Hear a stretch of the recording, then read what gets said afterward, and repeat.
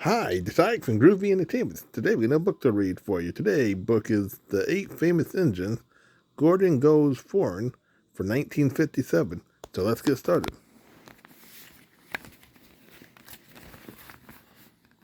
Lots of people travel to the big station at the end of the line.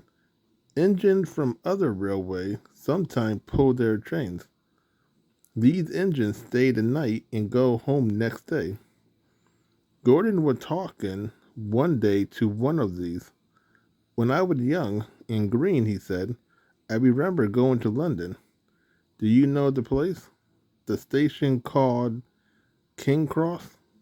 King Cross, snorted the engine.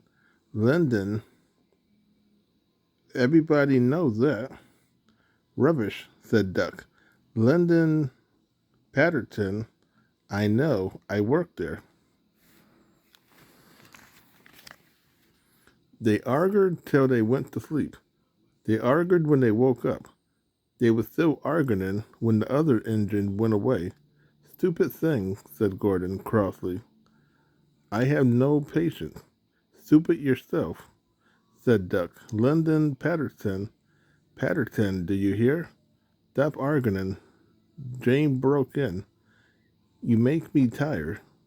You both agree about something anyway.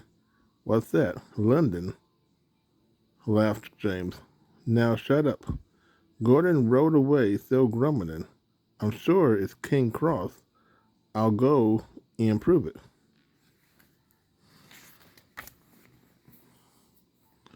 But that was easy said than done.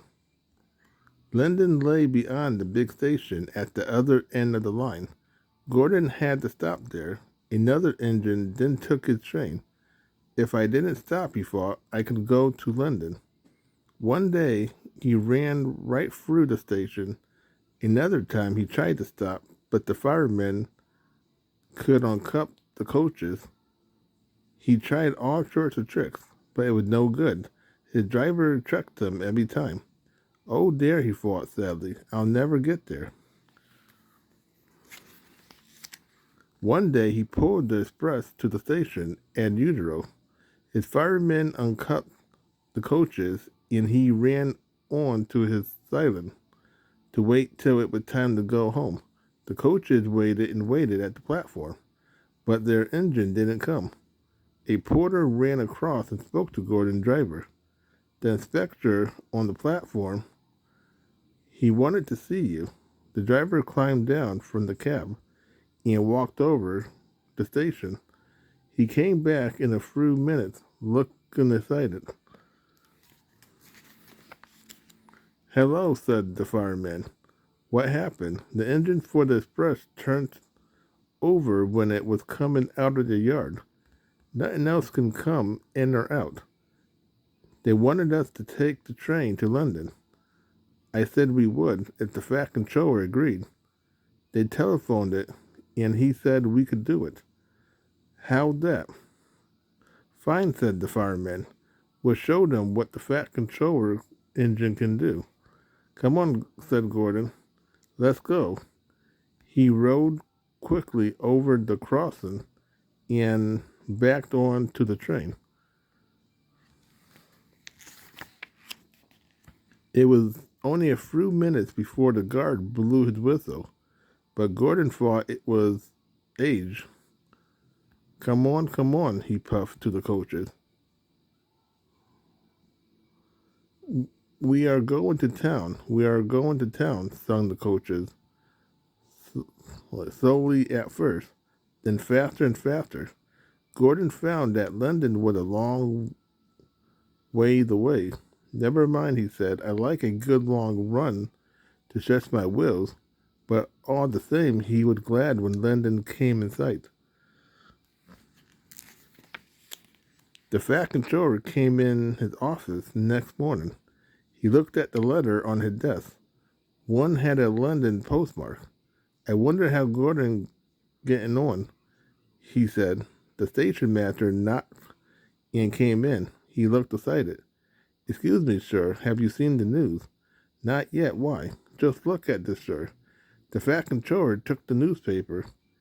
Good gracious me, he said. There's Gordon headline. 2. Famous engine at London Station.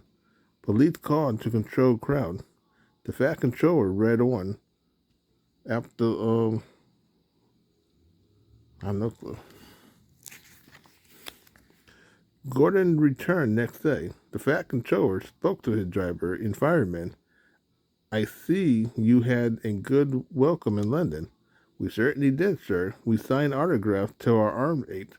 And Gordon had a photograph taken from so many directions at once that he didn't know which way to look. Good, smiled the fat controller. I expect that he enjoyed himself. Didn't you, Gordon? No, sir, I didn't.